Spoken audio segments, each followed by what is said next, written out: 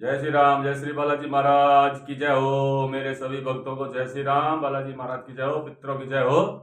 भाई कनाकत, हम तो भाई हरियाणी भाषा में कनाकत बोलते हैं, वैसे श्राद्ध पक्ष बोलते हैं। श्राद्धों के दिन चल रहे हैं, इसलिए आपके पितरों की सदा ही जय हो, माता रानी की जय हो। मित्रों, बात करते हैं आज के वीडियो में। भाई श्राद्ध चलने के बाद श्राद्धों की चल रही है। अभी आपके घर में पितृदोष है, मैं कह रहा हूं लगभग घरों में आपको पितृदोष मिलेगा। लेकिन बात करते हैं उसको खत्म करने की।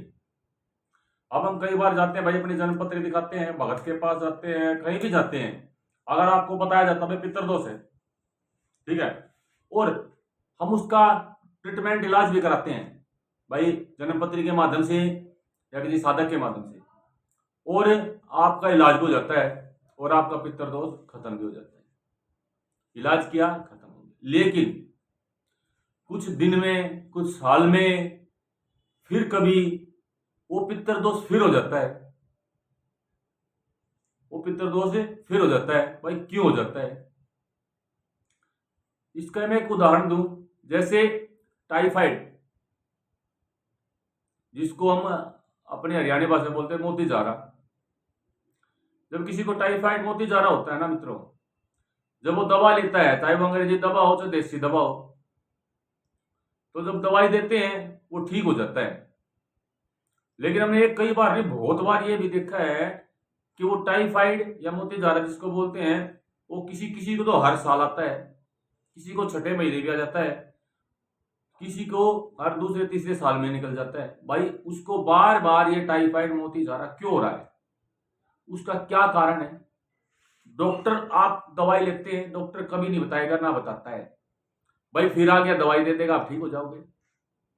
उसका जो मेन कारण हमारे बड़े बूढ़े जो बताते हैं, मेन कारण क्या है कि भाई उसमें क्या होता है, दाने से निकलते शरीर पे कोई ना कोई दाना अंदरूनी हमारे खून में रह जाता है, जिसकी वजह से वो बार बार आता है। उसी के ये उदाहरण क्यों दिया है मैंने, वही है पितृदोष। अब जो पितरों का कोई दोष, कोई कमी होती है हमारे में, वो दोष लगता है, हम उसका ट्रीटमेंट इलाज कराते हैं। लेकिन कहीं ना कहीं उस दोष का कोई कण हमारे परिवार में, हमारे शरीर में, हमारे घर में छूट जाता है। वो आप हमारी कमी लगा लो, या आप जहां से आपने ट्रीटमेंट कराया भाई किसी साधक से या किसी जो एस्ट्रोलॉजर से, या उसकी कमी लगा लो, ठीक है ना। तो कहीं ना कहीं वो दोष रह जाता है, जिसकी वजह से वो पितृदोष दोबारा से धीरे धीरे धीरे धीरे फिर बढ़ जाता है। हमें पता कब चलता है? जब वो बढ़ जाएगा। जब वो थोड़ा सा होता था मित्रों, हमें कभी पता नहीं चलेगा, क्योंकि बिजी लाइफ है, हम इन तरफ चीजों की तरफ ध्यान नहीं देते हैं, छोटी मोटी बातों की तरफ कोई नहीं सोचता है। इसका पता तब चलता है जब वो दोष बहुत बड़ा हो जाता है। तो उसी आज जो हम वीडियो बता रहे हैं, आज जो हम आपको उपाय बता रहे हैं, वो जो छोटा सा कण रह जाता है, वो कण ही ना रहे, ताकि आगे ये जो पितरों का दोष है कभी लगे ही नहीं। आज हम आपको जो उपाय बताएंगे वो उसी से संबंधित बता रहे हैं कि वो दोष, वो कण ही ना रहे। वो कण रहेगा ही नहीं तो दोष होगा कहां से? उपाय बताने से पहले अपने मित्रों से एक प्रार्थना, चैनल पर जो नया है चैनल को सब्सक्राइब करें, लाइक करें, कमेंट करें, शेयर अवश्य करें। उपाय है हमारे ही घर के देवते। ये उपाय आप वैसे तो करें आपके जो कुल देवता है उनके लिए, आपके इष्ट देव है उनके लिए। अगर जिनके लिए मैं जो उपाय बता रहा हूं फिर भी नहीं है भाई किसी के कुल देव या कुल देवता कौन है, वो तो आप कमेंट में बताएं।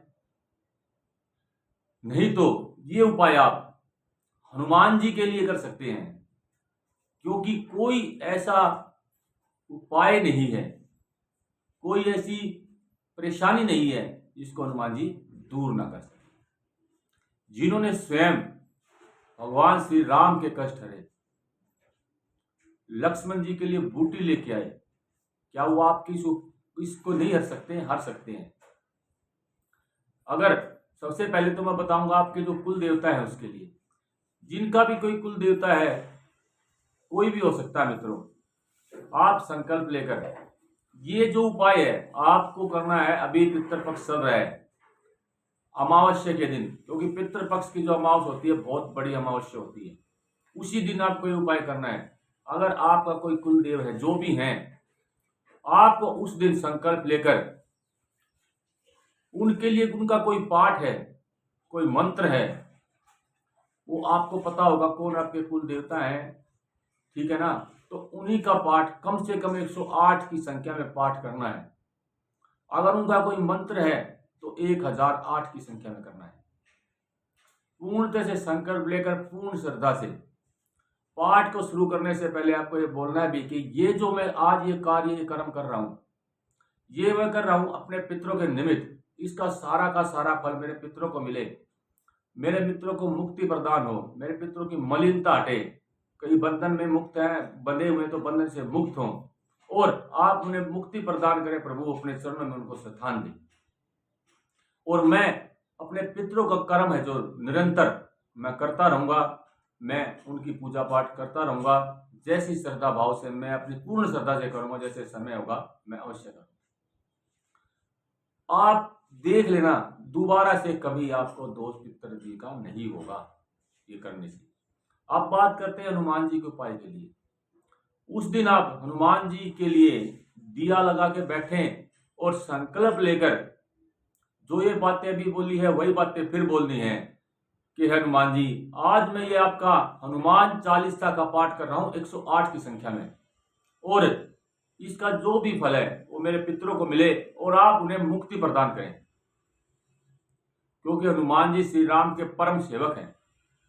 और श्री राम तो परम धाम है, वो एक नाम नहीं है, वो परम धाम है, वो मुक्ति का मार्ग है, उनसे आगे कुछ नहीं है। जब आप हनुमान जी को 108 बार हनुमान चालीसा का पाठ सुनाएंगे, वो आपके पितरों की मुक्ति अवश्य कराएंगे। आपके पितरों की मुक्ति हो जाएगी, तो यानी कि वो जो कण है जिसके कारण ये दोष लगता है बार बार, वो नहीं लगेगा, और आप इस पितृ दोष से सदा के लिए पितरों मुक्त हो जाएंगे। 108 की संख्या में पाठ करें, उसके बाद हनुमान जी की आरती करें, और फिर इसके बाद आपको भगवान श्री विष्णु भगवान की आरती अवश्य करनी है मित्रों साथ में, क्योंकि वही श्री राम के अवतार हैं और वही परम धाम है। तो आपको भगवान विष्णु की आरती, आप कृष्ण भगवान की आरती भी कह सकते हैं, उनकी आरती आपको अवश्य करनी है इसके साथ में। और गीता का 7वां अध्याय, दान पुण्य जो आप करना चाहे, किसी गरीब को, गाय को, अन्य पशुओं को, ये दान भी आपको, आप जितनी आपकी हैसियत है, चाहे आप करें दान 10 रुपए का, चाहे आप करें दान 1000 रुपए का, दान आप अवश्य करें, क्योंकि ये दान अपने पितरों को ही लगेगा और उनका आशीर्वाद आपको प्राप्त होगा, और दोष से आप सदा के लिए मुक्त हो जाएंगे, सदा के लिए आपको मुक्ति मिलेगी। तो इस तरह से आप एक साधारण सा उपाय करके अपने इस पितृ दोष से सदा के लिए मुक्ति पा सकते हैं, सदा के लिए उस दोष को समाप्त कर सकते हैं। लेकिन एक बात और कहना चाहूंगा, आप ये सोचें कि भाई सदा के लिए हम मुक्त हो गए, अब हम पितरों की क्या आवश्यकता है, तो ये आपकी बहुत बड़ी गलतफहमी होगी।